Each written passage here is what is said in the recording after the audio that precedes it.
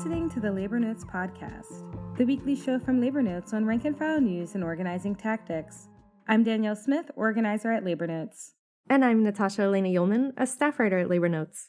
The first person you see when you walk into a plane is usually a flight attendant welcoming you and showing you to your seat.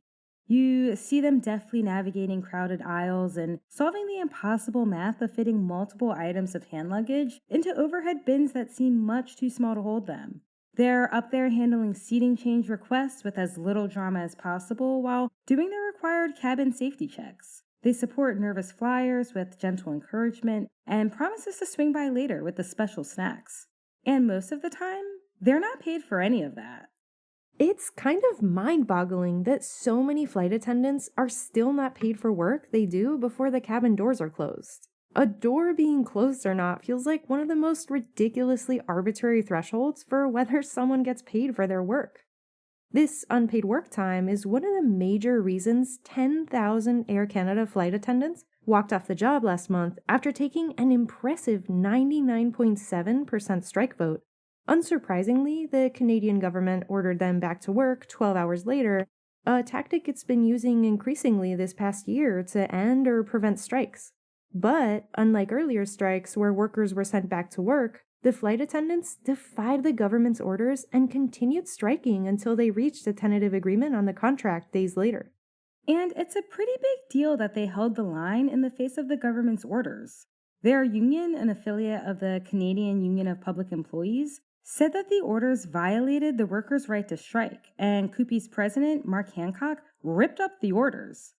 Hancock noted that real negotiations cannot happen if one side is banking on the government taking away the rights of the union. The orders were issued under Section 107 of the Labor Code, which governs workers in federally regulated industries in Canada, like the railways or the postal service. Other industries in Canada are covered by their local provincial labor laws.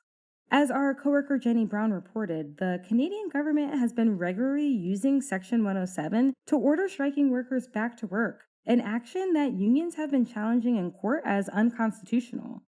But the flight attendants' actions might be the nail in the coffin for these kind of back-to-work orders. Canadian Labour Congress President B. Brusk told the Canadian press that the workers' refusal to go back sets a precedent for the reality that Section 107 is no longer effective. It is effectively dead. Jenny's article, Defending Back-to-Work Order, Air Canada Flight Attendants Secure Tentative Agreement, ran on our website on August 25th. And you can read more context about the strike in an article from Adam D.K. King on our site titled Air Canada Flight Attendants Vote 99.7% to Strike. That also ran in Jacobin, and King writes a column on the labor movement in Canada called Class Struggle in The Maple. The kind of defiance shown by the flight attendants takes a lot of courage from union leaders. In terms of flouting the orders, Hancock said at a press conference, quote, "If it means folks like me going to jail, then so be it. If it means our union being fined, then so be it." End quote. I think we'd see a stronger labor movement if we had more union officials who were willing to take that stance. And of course, it also required having a well-organized and militant membership who were also willing to stay out on the line and continue withholding their labor. The bargaining committee wrote to the members in an update after the orders, saying, quote, "There is nothing illegitimate about resisting exploitation. We must stand for our charter rights and will not withstand flawed labor laws. When the laws protect billion-dollar profits over workers, defiance is necessary." End quote. It was also great to see workers standing up for themselves in a situation where they might be painted as villains who are hurting the public. I'm sure there's going to be a lot of framing in the press about how this hurts passengers, often a feature of strike coverage, which pits workers against consumers, as if consumers aren't working people too and their struggles aren't connected. Here, something like 3,000 flights were canceled, and it managed to disrupt the travel of 130,000 passengers each day, and the airline was losing $43 million daily, Jenny reported. But wages not keeping pace with inflation is a common struggle that striking workers share with many of the consumers they interact with. Especially without boarding pay, the union said flight attendants were earning, quote, below inflation, below market value, and below minimum wage. Jenny also reported that the tentative agreement includes some pay for ground duty, something flight attendants in the U.S. have won recently as well. American Airlines flight attendants were the first to win boarding pay in a union contract when they did it in September of 2024. And they did that after a rigorous 3-year contract campaign that culminated in a massive strike threat. An overwhelming 99.47% of American Airlines flight attendant members voted yes to strike, as Jenny reported on at the time. The Canada Air flight attendants are still voting on their new wage package as we're recording this episode now. But the vote closes on September 6th, which means you, the listener, might know more about the results as you're listening than we do as we're recording. And Danielle, if I'm not mistaken, you have some other exciting Canada-related news coming up in mid-October.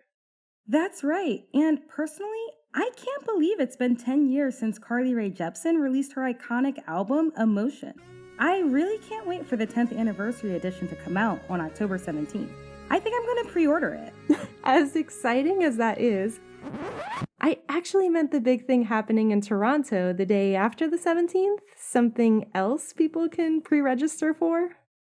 Oh, of course. I'd actually say I'm even more excited about the Troublemakers School we're hosting on Saturday, October 18th in Toronto. That's right, Labor Notes is coming to Canada this fall. It'll be a day where workers in and around Toronto can get together and talk about campaigns like that of the Canada Air flight attendants, build connections across unions, and strengthen their skill as organizers. For Carly Rae Jepsen fans listening, could you tell people what Troublemakers School is, why Canada, and what people can expect there? Definitely. So, troublemaker schools are basically my favorite thing in the world. I think the first time I ever interacted with Labor Notes was actually at a troublemaker school in New York City in 2018. These schools bring together a ton of worker activists for a day of panels and workshops, and it's really just a jolt of solidarity and energy that can't be beat. And they include lunch, which is something near and dear to my heart. You can register for our Toronto Troublemaker School at labornotes.org/events. I'm honestly really happy to be going to Canada at this time that anti-worker politicians like Donald Trump are working overtime to keep us divided. There's been some incredible stories of labor militancy and solidarity in the Toronto area these past few years, and I can't wait to learn more from our northern comrades. Well, that's our episode. Rate us or leave us a review on Apple or Spotify. If you're listening to us on Podbean at labornotespodcast.podbean.com, download our episode. Actually, Natasha, we're not wrapping up today without putting you on the spot. It was your birthday this past weekend. Happy birthday to our magnificent pod co-host who reports, organizes, writes, and does it all. 2 questions. What was the highlight of your birthday weekend? And what is your one true birthday wish? The highlight of my weekend was going to this bakery I really love with my husband, getting too many croissants, and reading funny tweets about Trump. It was a big weekend for funny tweets about Trump. My true birthday wish is that listeners share the podcast with a friend or coworker or nemesis. It really helps us reach new people. And that we cut the part where I say the highlight of my birthday was twitter.com. That sounds amazing, Natasha.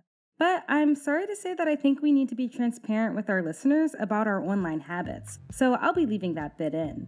And now, that's our episode. We also have a bunch of other Troublemaker schools coming up. We've got one in Durham, North Carolina on Saturday, September 20th. In October, the Troublemaker schools will also be in Milwaukee, Wisconsin on Saturday, October 4th, and in Puget Sound on Sunday, October 12th. The Labor Notes podcast is produced by Daniel Smith, Sindhu Sundar, and myself. Our title music was written and produced by our coworker, Keith Brower Brown. See you next week. Solidarity, y'all.